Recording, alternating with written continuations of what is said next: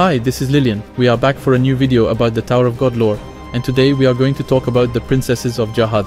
It's a video that will be very long because there is a lot of things to say. There is also a lot of non-canon lore, but I still wanted to make the most complete video possible, so I hope it won't be too long for you. Anyway, we won't hang around, let's go for this fourth episode.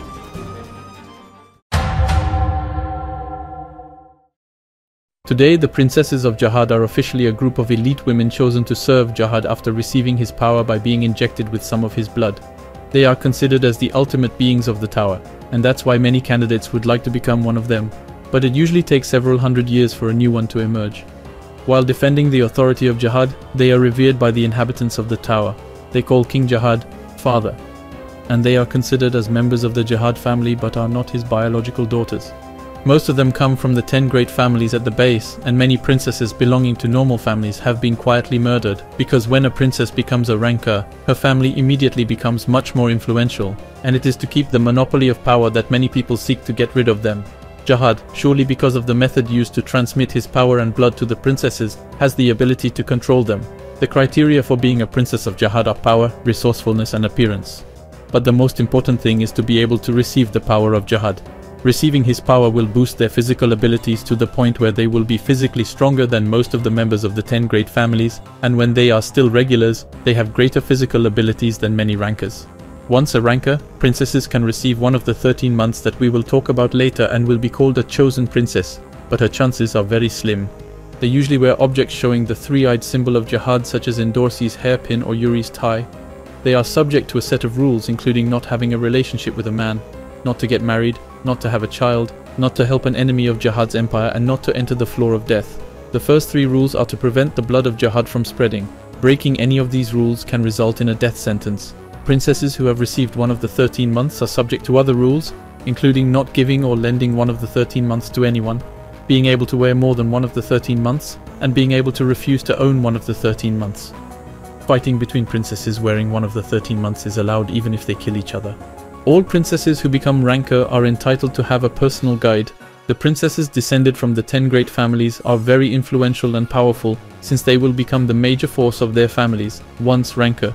Therefore, they often do not even treat other regulars as real human beings unless they are also from the 10 great families. In the end, the Jahad princess system is a purely competitive system, where the competition is already tough just to become a princess, but where it still goes on once you become a princess, since it is a competition between them. All of this is to gain influence for her family. This is what Jahad's princesses are officially today. But the truth about Jahad's princesses is darker, and is based on an origin that Jahad has been careful to hide from the inhabitants of the tower.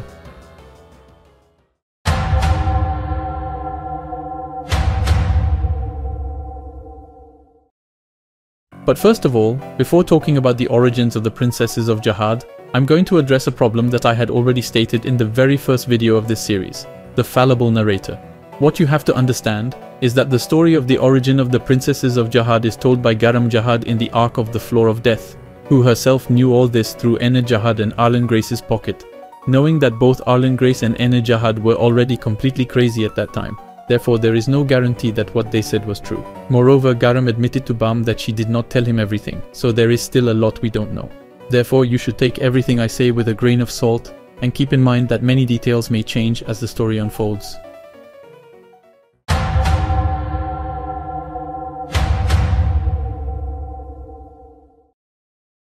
When Jahad stopped the ascent of the tower to become king and blocked the passage to the 135th floor, he divided the key into 13 weapons made for him by the blacksmith Ashul Edwaru, weapons that he called the 13 months. These weapons were intended to be distributed among him and his 12 companions, but the revolt of V and Arlen Grace ruined this plan. He finally said that he would leave the future of the ascension to his descendants, but since he could not have children because his blood was too powerful, Po Bidau Gustang created the princess system. The system consisted of injecting the blood of Jahad little by little into the bodies of very powerful women, giving these princesses one of the 13 months, making them compete with each other, and the princess who combines all 13 months becomes the wife of Jahad and has a child with him. But Jahad really had no intention of marrying anyone because he still hadn't forgotten Arlen Grace. He actually agreed to do so to please the people and to leave them with the hope that one day his descendants would resume ascending the tower, which is a kind of political manipulation really. Officially, the first generation of princesses was consumed by the evil magic of the 13 months weapons, but in truth it was a plot by Jahad. It is known that he locked a woman who had not been selected as a princess and who had a grudge against Jahad's princesses because of this in the 13 months, to drive the princesses who activate 2 of the 13 months at the same time mad. All this to prevent one of the princesses from bringing them together. 5 princesses died because of this. As time went on, the competition became more and more intense and began to create tensions between the 10 great families, and the basic purpose was completely forgotten. It just became a power struggle. Garam Jahad tells us that every day she had to think about how she could kill or betray her sisters, that there were plots everywhere, etc. Then there was a glimmer of hope for the conflict to stop when Enne Jahad appeared. She was a genius far above the rest. She managed to subdue everyone. Even the heads of the 10 great families admitted to recognizing her power, especially since she was the daughter of 2 heads of the 10 great families, Po Bidau Gustang and Eurasia Blossom. But just as she was about to put an end to this conflict, she made a discovery on the truth about the princesses of Jahad. We are not sure how exactly, but she also discovered Arlen Grace's pocket, in which she learned the whole story between Jahad, the heads of the 10 great families, V and Arlen Grace. She went to question Jahad about it and learned some terrible secrets. She went completely crazy, although it is not known if it was due to the knowledge of these secrets, or if it was due to the activation of 2 of the 13 months, since she had 2 at the time. Many fighters took part in the battle to capture her. It is known that she killed 2 princesses, Uni Jahad and Rebecca Pon Jahad, and many other people from the Jahad family. It is also known that Maschenny Jahad and Pondo Jahad are 2 princesses and survived this fight. There are also rumors that Heist Jahad and Jahad himself intervened to stop her. She was locked in a labyrinth, and during this time Garam, who was forced to kill her sister Yuram Jahad, who went crazy by activating 2 of the 13 months at the same time because of the phantom of the 13 months, started to wonder and refused to believe that Enne Jahad, whom she admired very much and who was very pleasant by nature, could suddenly go crazy, and that's why she risked her life to go to see her in this labyrinth. Enne told him everything, and where Arlen Grace's pocket was. Garam went to retrieve Arlen's pocket, which confirmed everything Enne had told him, and then went to hide on the 43rd floor, taking 2 of the 13 months, his own and that of his sister.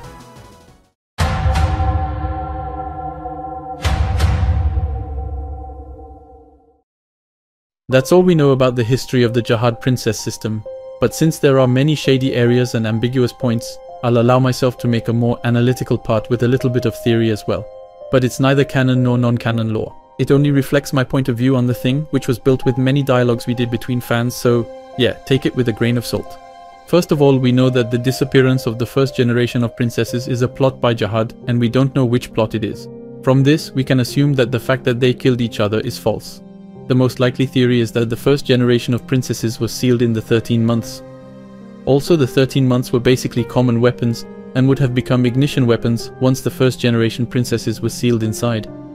Because in reality, all ignition weapons contain a soul, even if it's a bit complicated, but we'll discuss this in detail in another video. And that's why we can think that the women who appear when igniting a weapon of the 13-month series would be in fact the princesses of the first generation. But for me, the most mysterious point remains the knowledge of Enne Jahad. How could she know that the disappearance of the first generation of princesses was a plot by Jahad? And how could she find something as important as Arlen Grace's pocket? The fact that she could do all of this in what seems like a short period of time, and at the time when she was about to end the conflict between the Jahad princesses, is rather disturbing. It is obvious that the information she found and Arlen Grace's pocket was given to her by someone, or that someone made sure she found it herself. But there are very few people who could have done that. We can think of her parents, Eurasia Blossom or Po Bidau Gustang. But we can also imagine that Jahad, seeing that she had the ability to gather the 13 months, made sure that she knew the truth so that she would go crazy, and that he would have an excuse to get rid of her. Finally, it also seems that when she went to see Jahad, he not only affirmed her suspicions, he also told her something else even worse, but we don't know what, and this is surely part of what Garam did not want to tell Bam. To conclude this part, I would say that everything concerning the origin story of the princesses of Jahad is still very incomplete, that we will surely know a lot more about them in the future, and that for the moment, it is mostly subject to speculation. No doubt that the arc of the princesses of Jahad, that SIU has been teasing for a long time now, will tell us a lot more about them.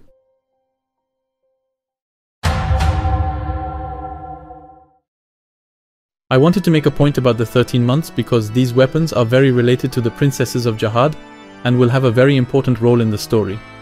Indeed, gathering the 13 months will be one of Bam's objectives since it is the only way to reach the 135th floor and the floors beyond. I'm going to list them in order, considering that I'm going to give the French names. There are some names that I had to translate myself since they never appeared in the French translation or even in the Fontrad, so don't take the names I'm going to tell you as something official.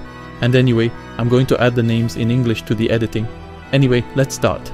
First of all, there is the Silver January held by Jahad. Then there is the White February, which was owned by Jahad, but she no longer owns it. Today nobody knows who owns it. There is Black March, of which we know a little more. It is a needle of B rank, which becomes rank A once ignited, and which, when one ignited, makes appear a young blonde woman who finds Bam rather cute. Black March was in the possession of Yuri Jahad, but Bam has it now. There is Green April, a B rank hook that is capable of lengthening and also becomes A rank after being ignited. When it is ignited, a young woman with short dark green hair appears. This weapon was in the possession of Anak Jahad, the real one, and then her daughter, and now it is in the possession of Yuri Jahad. There is Yellow May that Khun Maschenny Jahad owns. There is also Luminous June that Princess Alfid Jahad owns. It is one of the only 2 swords among the 13 months. There is Indigo July and Blue August that Garam Jahad owns. Indigo July that she got back after killing her sister. There is Dark September, about which we know nothing. There is Red October, the 2nd sword of the 13 months, owned by Arye Hagiferione Jahad. There is Golden November, the most powerful weapon of the 13 months, and the only one of S rank, which is in possession of Adori Jahad. There is the Colorless December, which Enne Jahad currently possesses, having been sealed with it. And finally, there is Rainbow Undecember, which is, unlike the other weapons of the 13 months, an inventory of weapons. Undecember is the name of the 13th lunar month in English, but since there is no official translation, I decided to keep the same name as in English.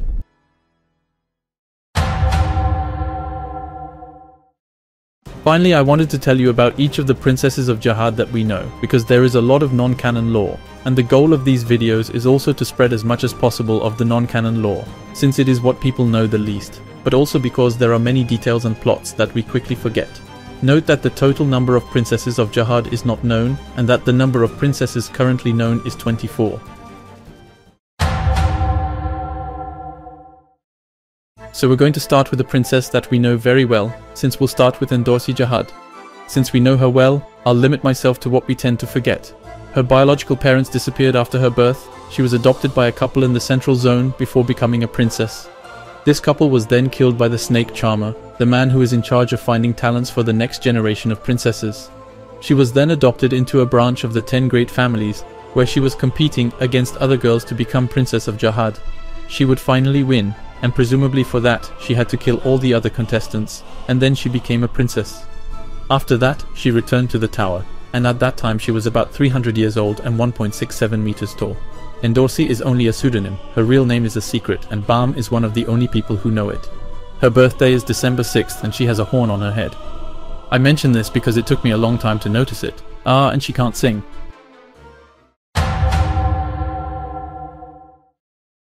We'll go on with Anak Jahad. Well, the 2 Anak Jahad, because there are 2. There is the original, who is the initial holder of Green April. She fell in love with a cook in Jahad's palace in secret, but ended up getting pregnant and had no choice but to run away and hide somewhere and raise her daughter, because she didn't want to give her up. Jahad eventually found out and sent a group of the Red, including Lopo Biaren, to assassinate them. She and her lover were killed by another princess of Jahad, whose identity was not yet known. Someone took her daughter and ran away with her. After that, her daughter, so the Anak Jahad we know, took her mother's name and Green April. The person who took her, and who is surely a silver dwarf, therefore a guide, went to hide her on the 43rd floor until she was chosen as a regular, and we know the rest. She is still being hunted by Jahad's assassins for the mere fact that she is alive, and she is about 300 years old like Endorsi, and she is 1m54 tall. To stay with the princesses we know well, there is the Princess Yuri Jahad. She is the princess who was in possession of Black March, who is now actually in possession of Bam, and who still possesses the Green April that she took from Anak Jahad, the fake one, during the last test on the 2nd floor. She is currently being held prisoner for helping Bam escape from the last station. This has created tensions between the Ha family and the Jahad Empire. She is about 500 years old and 1m80 tall. She is a high ranker. She is even in the top 500 despite her young age. She has the position of fisherman in battle, and it is said that she looks a lot like her great-grandmother Ha Yurin, the head of the Ha family, hence her nickname, Black Snakehead. She has great physical strength thanks to the Ha blood as well as the blood of Jahad. Like any member of the Ha family, she also has the blood of the chief of the Ari family since it is her great-grandfather. Her fighting style is very aggressive and makes references to the game Street Fighter, like with the Hadouken. Anyway, the name of these techniques says a lot, like nuclear punch, but she is also very good at controlling Shinsu. and her resistance to Shinsu is extremely high. She also has many weapons other than Green April and Black March, like for example the Kranos ignition weapon, which belonged to Quadrado, and which Urek stole by beating him in single combat. By the way, Yuri said that she had more powerful weapons than Black March. Yuri climbed the tower and became ranker in 200-300 years, and she became high ranker only 100 years later. That's why she is really considered a prodigy. We know that this is why she is along with Adori Jahad's favorite daughter. We also know from the non-canon lore that she was there when Phantominum attacked Jahad's palace, that she saw him and that he did not kill her. All she will say about him is that he was a jerk. She is also affiliated with Volhaiksong and knows Urek very well. She loves to fight with him, but she often gets angry at him too. Finally, she is very close to Bam, which makes her one of the people who has been around the most irregulars. And she is a character who will be very important in the second half of the plot, according to SIU. She has another nickname, the Effenberg of Jahad, in reference to the German footballer Stefan Effenberg, known for his brutal behavior and rudeness towards his fans. Her ranking went up nicely when she came into possession of Green April, which caused a lot of talk at Jahad Palace. It is also known that she is addicted to a simulation game called Raising Cute Boys that Repellista Jahad showed her.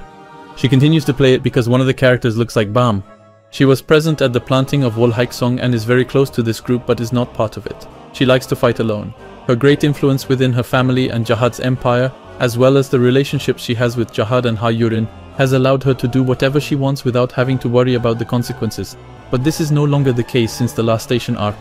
SIU said that when he started to expand the lore of Tower of God, he thought of having several protagonists, and that Yuri had a chance to become one of them, such as in the Jahad Princess's arc, which will take place much later. He also said that her relationship with Bam would be very important for the continuation. But we also know that she was selected as a regular at the same time as Leroro, and that they are the only two of their group to have become ranker, although Leroro climbed the tower much more slowly than Yuri. And finally, for the anecdote, her name means glass in Korean.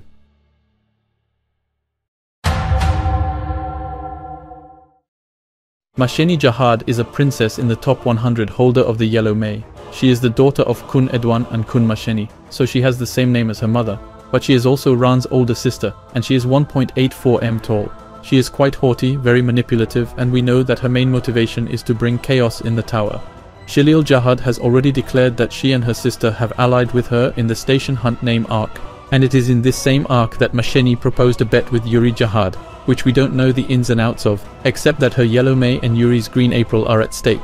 After capturing Ha Jinsung, she took him to the nest to start a war between the Fug and Jahad's army. She is extremely powerful, enough to have survived the fight against Enne Jahad. She can hold the position of fisherman as well as spear-bearer, and she also has the position of John Sulsa, which means that she masters electricity. She once fought with Ran when he was just a child, and she said he would be a good warrior. She completed the Hell Train when she was very young. We can see that with her data from the hidden floor. And for the anecdote, her name probably comes from the Argentinian football player Javier Mascherano.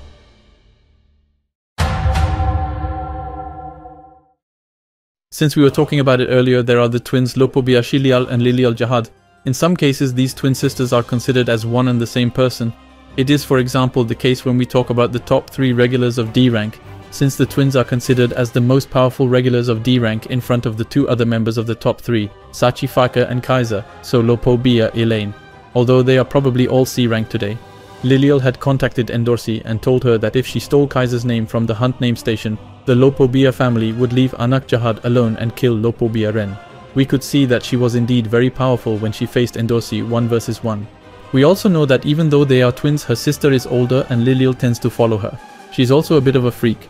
As for Shilial, she is a bit like her sister but a bit more respectful. She is powerful enough to fight with a sword without forcing herself against Hatsu, whereas she says herself that she learned quickly to fight with a sword, but stopped because she was bad.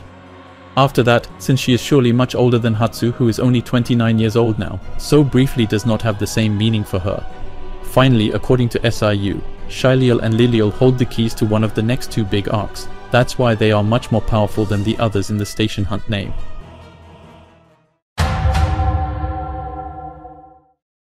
Jaina Repellista Jahad is the only non-regular princess known to date. She comes from the Jaina family of which nothing is known. She spends most of her time in her room in the dark playing video games and especially observing everything that happens in the tower with her lighthouse, the Opera, the most powerful type of lighthouse in the tower, which exists in only 3 copies.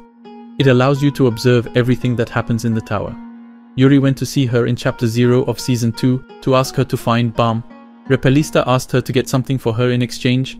We understand later that it is the baby Zigena that Urek will get, and that's why he was there during the bomb test. After Yuri brings back the baby Zigena, she tells him that bomb will be in the Hell Train. We can also see in the chapter 0 of the season 2 that Khun Maschenny Jahad went to see her before Yuri, but we don't know what she could have asked her.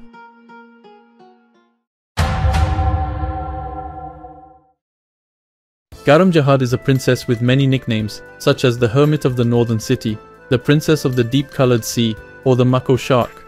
She is missing because she is hiding on the 43rd floor. She is the holder of the Blue August and the Indigo July. Her name is a very old Korean word that means river. We know that Urek Mazino is in love with her, but she rejects him because she sees him as an idiot. She became high ranker after his disappearance, so she is certainly a blue hole. That is to say, she is a high ranker who has been inactive for so long that we don't know if she is alive or dead, and therefore her strength and influence is difficult to assess. In the Floor of Death arc, she was powerful enough to overpower Evan Edrock while he was in the top 100 and to injure Yuri Jahad. It is also known that after learning about the ghost of 13 months, she searched for spells or items to fight against it and avenge her sister, Yuram Jahad. She collected the Bell of the Dawn and a magical robe used by an ancient shaman to trap evil beings. It is thanks to this that she was able to free Yuri from the ghost of 13 months. As for the rest of the story, I have already told it to you earlier.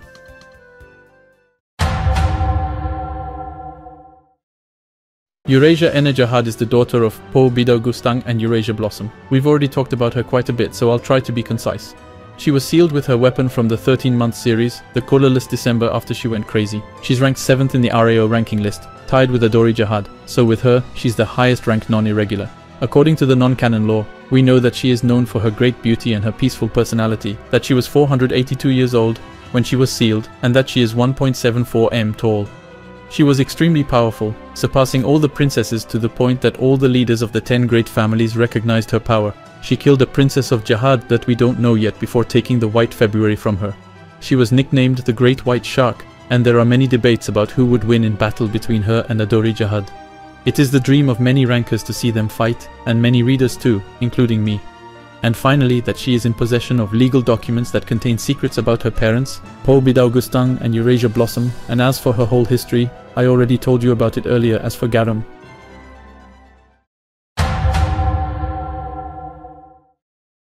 Adori Jahad is the most powerful active princess. She is the commander-in-chief of the Jahad army and the captain of the royal guards. She possesses the Golden November, which is the most powerful weapon of the 13 months and the only one of S rank. According to the non-canon lore, she is known for her golden hair and the beauty of her face. She is even considered as the most beautiful princess of Jahad. She is very quiet and cold. Since she doesn't like socializing, she prefers to stay alone and lose herself in her own thoughts, and her private life is top secret. Nobody really knows her. We only know that she allows the few people she likes to call her by her last name. But despite her usual calmness, she can become much more serious if needed, because she is very loyal to Jahad and wants to keep the peace. It is also known that she is over 5,000 years old, 1 m 84 tall, and was born on the 132nd floor. She is mentioned in the story for the first time after the 3 orders of Jahad, after which she says that peace should be maintained at all costs, that she was the blade that eliminates the enemies of Jahad, and that the army should try to apply the 3 orders and not only one. Her only other intervention was when she punished Kalavan for failing in his mission to kill Bam. According to non-canon law, she could easily beat a ranker when she was still a regular. It is also known that only 100 years after becoming a ranker, she was far superior to Garam Jahad in combat, before Eurasia Enne Jahad's accident, and that since then, she has won every one of her fights in a landslide. Her nickname, Killer Whale, comes from the most powerful Shinhur in the tower. As I said before, there are many debates among the rankers as to who would win between her and Eurasia Enne Jahad. She is tied for 7th in the rankings with her, so she is the highest ranked non-irregular, as I said earlier. Finally, we also know that she uses a carrier, which is an object that serves as a pocket, a lighthouse and a pipe, which is an inventory for spears. This object allows a fisherman to hold any position in battle. She has also, and she is the only one, with the members of her personal guard, learned a fencing technique normally passed down only to members of the main line of the Arya family. Now that we have finished with the princesses of Jahad about whom we know quite a lot, I'm going to tell you about the remaining princesses, about whom we don't know much, and so it's going to go a little bit faster. So, first of all, there is Arya Rose Jahad.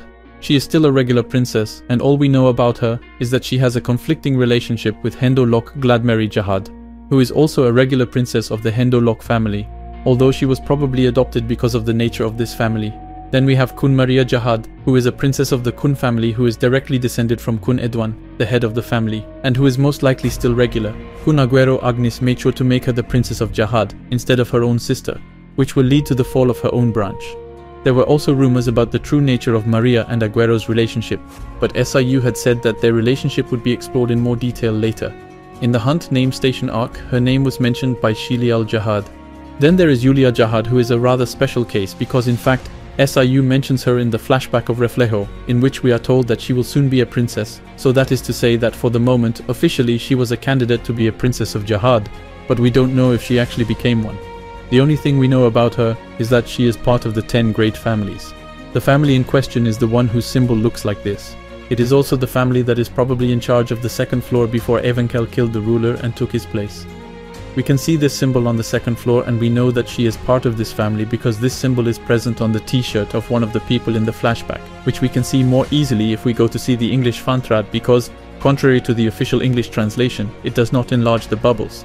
We also know that she was so beautiful that Reflejo fell in love with her at first sight, but that she was cruel enough to gouge his eyes out and exterminate his whole tribe without hesitation, just because of the look he gave her. Then there is Ariye Hagiferioni Jahad, who is a princess of the Ariye family. It is known that, according to the non-canon law, she is 36th in the rankers and is in possession of the Red October. She is the only one with Urek to have taken the special Ariye Hon test and passed it. According to rumors, her award was very personal and childish, and this is just speculation, but there is good reason to believe that she was the one who beat White, forcing him to seal himself in the Hell Train, as it is known that he was beaten by a Jahad princess from his own family. Then there is Ariye Hon Jahad, who is the very first princess of Jahad. Nothing is known about her except that she is missing. The hangul of her name, which is the Korean equivalent of kanji in Japanese, is the same as Ariye Hon's.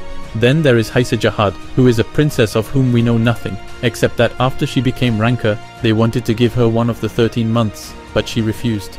There are also rumors that she participated in the battle against Eurasia Enne Jahad when she went crazy. Then there is Alfid Jahad, who is the princess with the luminous June. She is currently missing, and nothing more is known about her. There is An Jahad, who is the princess with the silver January. Nothing more is known about her either. There is Pondo Jahad. She is one of the princesses who survived the fight against Enne Jahad with Maschenny, but nothing more is known about her. There is Rebecca Pon Jahad, who is one of the princesses, with Uni Jahad, to have participated in the confrontation against Enne Jahad and to have been killed during this fight. Nothing more is known about these two princesses. And finally, there is Yuram Jahad, Garam Jahad's sister, who is the former holder of the Indigo July. She was killed by her sister when she went mad after activating 2 of the 13 months during a mission against a powerful opponent. That's it for this time. It's a video that actually raises a lot of questions. That's why I took the liberty of making some analyses and speculations, but we could go on and on. There is, for example, the case of the missing princesses. We have Alfid, who is a princess who owns one of the 13 months who disappeared, but there is also Ari Horn, the very first princess of Jahad, who also disappeared, so we can make a lot of theories on that, a lot of speculations. There was also a lot of non-canon lore, so this is a video that should be taken with a grain of salt. But one of the biggest mysteries in all of this that I forgot to talk about, and that I'm going to quickly put in here hoping to go unnoticed, is the fact that the 13 months say that they're waiting for their master, without specifying who it is, who would be destined to bring them together. No doubt this will be a very important part of the plot of the whole Tower of God story. Anyway, I'll let you think about it, I'll let you subscribe, and I'll see you for the next video, where we'll talk about the actual functioning of Jahad's empire.